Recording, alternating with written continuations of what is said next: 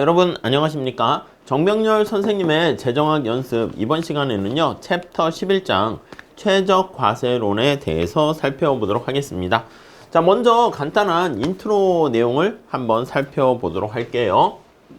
자, 우선 첫 번째 거기 포인트에 노란 색깔로 박스 되어 있는 거 있죠. 거기 보시면 우리가 보는 게 최적 조세 구조입니다.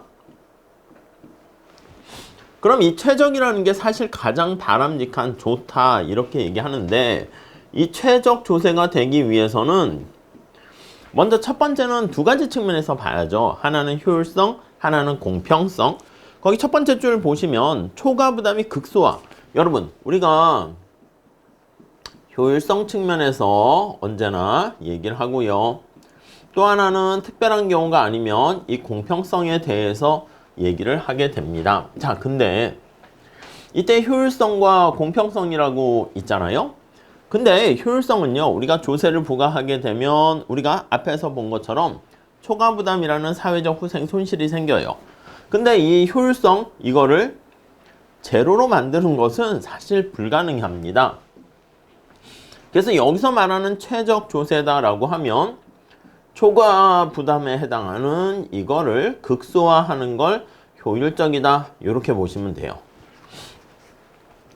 오케이? 자, 그러니까 초과 부담이 제로다라고 해가지고 이게 가장 럼썸 텍스 같이 좋은 건데 이건 이상적입니다. 그래서 우리가 현실적인 얘기를 할 거기 때문에 이게 아니에요. 그래서 이제 객관식 시험 문제에서는 가장 많이 출제되는 게 최적 조세에서 뒤에 다시 볼 거야. 최적 물품세 같은 거 할 때는 초과 부담이 제로가 된다. 이러면 틀립니다. 자, 그리고 공평성이다 그러면 사회 구성원들한테 공평하게 배분된다. 이렇게 보시면 되겠습니다. 말 그대로 이제 약간 주관적이죠. 공평하게 배분된다. 이렇게요. 자, 우리가 이제 구체적으로 어떤 걸 볼 거냐면 두 가지의 측면에서 볼 거예요. 자, 요거를요. 하나는 뒤에 최적 물품세 이렇게 있고요. 그리고 최적 소득세 이렇게 있습니다. 최적 소득세. 여러분, 근데 물품세는요, 물건에다가 세금을 때리는 거잖아.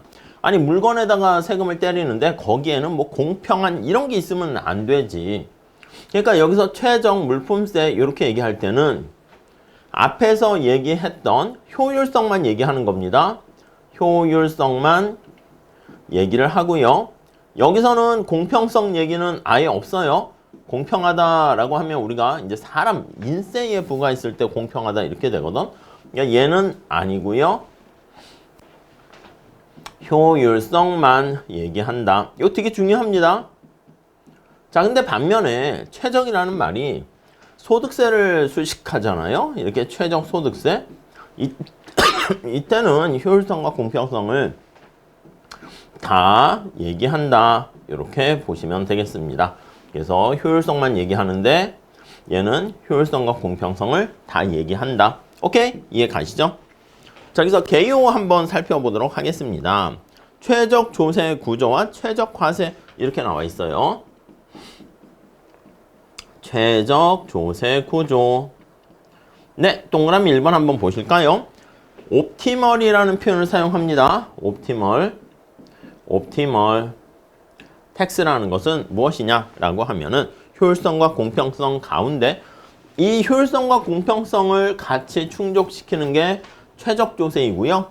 이 최적 조세라는 것은 말 그대로 사회 전체 후생을 극대화한다. 이렇게 보시면 되겠습니다. 자, 여기 첫 번째 줄에 나와 있고요.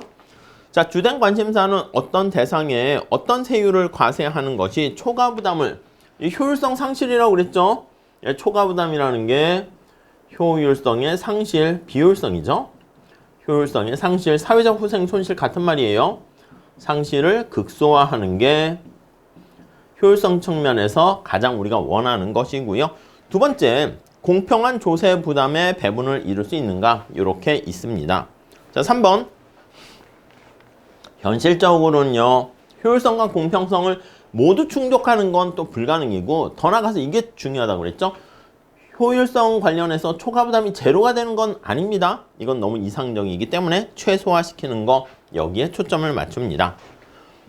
자, 최적 조세 이론의 발달 과정이라 할까, 전개가 어떻게 이루어졌는가 한번 체크해 봅니다.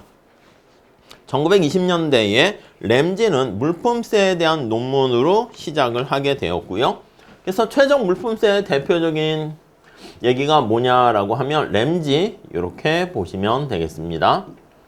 자, 그리고 최적 소득세다라고 하면은 이제 처음에 물품세를 얘기하고 이 공평성은 당연히 주관적인 이런 게 들어가니까 좀 모형이 복잡해요. 자, 거기 멀리스가 그 다음에 최적 소득세 이렇게 발전했다라는 게 나와 있고요. 자, 2번 최적 과세에 대한 대부분의 연구는 일정한 조세 수입을 얻으려고 해.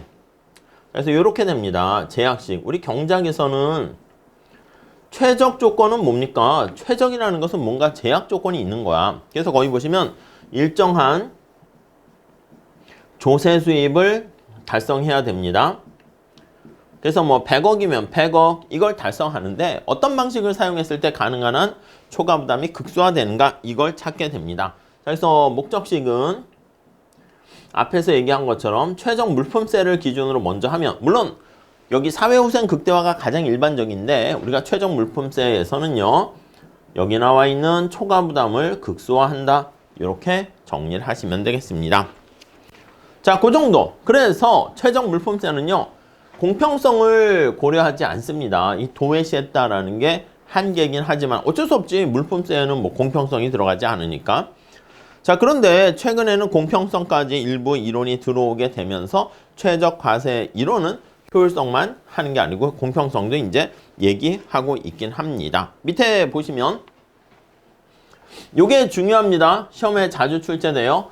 최적이라는 게 물품세를 수식하면 효율성만 얘기하는 것이고 소득세까지 수식하게 되면 효율성과 공평성까지 얘기하는 것이다. 이게 제일 중요하니까 큰 그림 잘 잡아주시고요. 다음 시간부터요. 최적 물품세 살펴보고 그 다음에 최적 소득세 이런 순서대로 같이 공부해 보도록 하겠습니다. 다음 시간에 이어서 할게요. 감사합니다.